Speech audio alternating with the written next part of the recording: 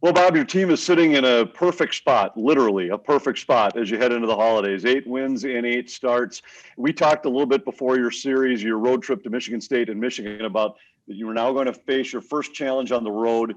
You passed that test again, going winning all 4 games, and now you couldn't be in a better spot heading into the holiday break. Yeah, well, there's two things. I wish we were still playing and didn't have a break, or two, I wish it were March. But here nor there, you can't hide. We had a very good start to our season, and very good depth. We got through losing 3 guys to the World Juniors our last series, and with McManus out. They were short some guys, but right now riding a hot goaltender and real solid play. We're sitting in a good spot. Got to hit the restart button now. Coming back from for us, we're coming back from the holidays before the holidays, but we gave our guys 11 days off. But we're excited to get going again. You've had just about everything, every element of a championship team shown in these first 8 games. You've had great goaltending, you've had great depth, and a work ethic that seems like it's something that has been a trademark of a lot of your teams. Does this team have something different in that area than what we've seen maybe from Gopher teams in the last 6-7 years? Well, I can't. I mean, Gopher programs for decades have been great, so we're not doing anything different, obviously. I can only tell you, I'll go back with this a year ago. You go back to last Christmas. I think we've only lost 6 games from last Christmas. The work ethic and how this team and the chemistry in the room was there. And we've kind of started this season off how we ended last year. And those seniors that left our program last year deserve a lot of credit for this. And we just picked up. And I think that's really, I know the 8-0, we're talking about that, but we were playing pretty darn good hockey at the end of last year with 17 freshmen and sophomores. And for the first time since I've been, in 3 years, we got a returning veteran group. And we're in a good spot. Like I'm not, you said, championship type play, it was November and December. We got a long way to go, but there's an underbelly to this team that we sure like, and how we compete, and we block shots. We play the game the right way. And that's leadership. That's guys in that room that are really buying in for each other. And we're just excited to get started again. And that's what we have to do. We have to kind of park those 8-0 start. We're not going to run the table, undefeated. That never happens.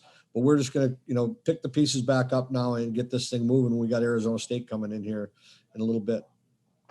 When you talked about the break, for a few of your guys, their break is no break. They're playing in the World Junior Tournament. How have you seen that tournament over the years impact players, good or bad, with the experience they get or the time away from their team? How can that affect the way this team plays down the stretch? Well, the only bad I've ever seen in that is when there's an injury. And I know one of the years I coached a player from Michigan, Will Lockwood, was injured, was out for the rest of the year. And that's just devastating to a young man and to their program. But it always helps. I mean, this tournament now, it's the greatest amateur tournament in the world. It is best on best, under 20.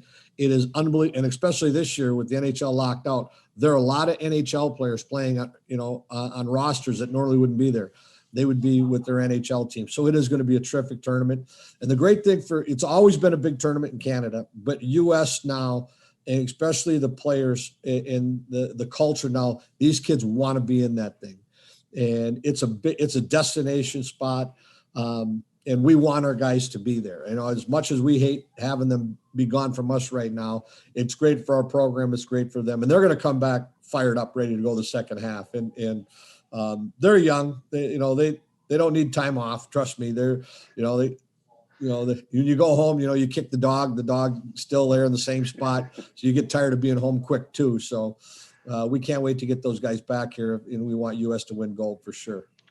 You mentioned those guys are young, and they are, but they're also experienced. And that's a rare combination when you get the kind of youth plus experience that you have in the middle of that defensive core.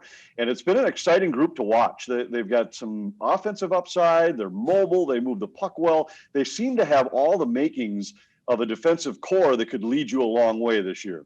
Yeah, there's no question that we knew it had that making in it.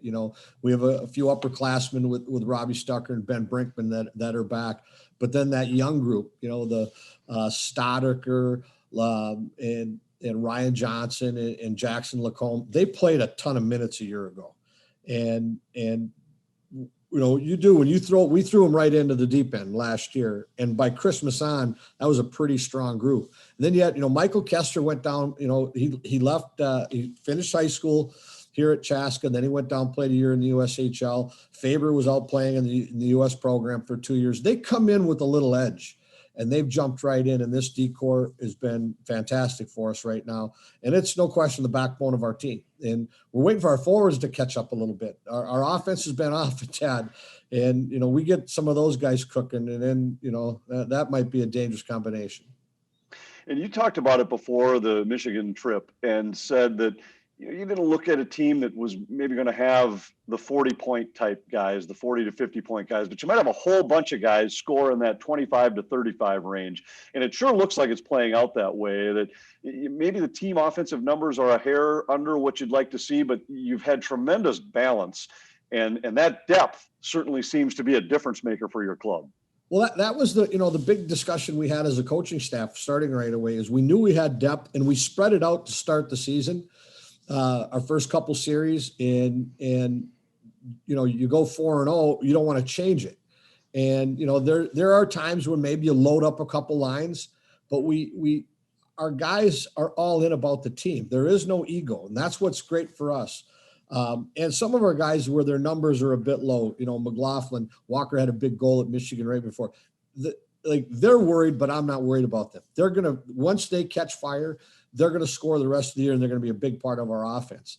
And they haven't wavered in their work ethic, and they've been tremendous players for us.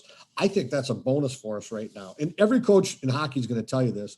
No player starts here and ends here as a great magical year. Every player goes through, the word we use is slump or a little downturn. But boy, when they catch on, which our group is going to, it's going to be a huge bonus for us when the offense starts to come a little easier. This year is going to be a different year in every level of sport, really. I mean, you've got the NHL playing games only within a division.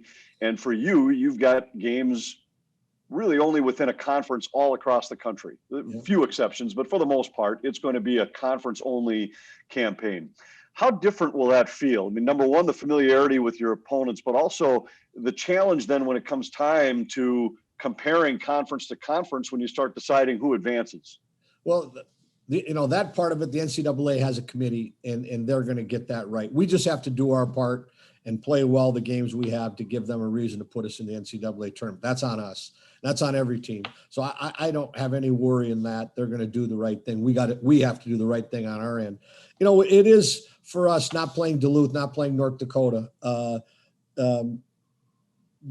That's a bummer. Obviously, but you know what? In a year like this, when everybody's making sacrifices in everyday life and what you do, and we are just so grateful that the Big Ten has given us an opportunity to play, that you just tell us when and where we get to play, and our kids are excited for it. And give us a schedule. Doesn't matter where, doesn't matter when. And even the first half, and we were playing on Sunday, Mondays, Tuesdays, and different practice schedule.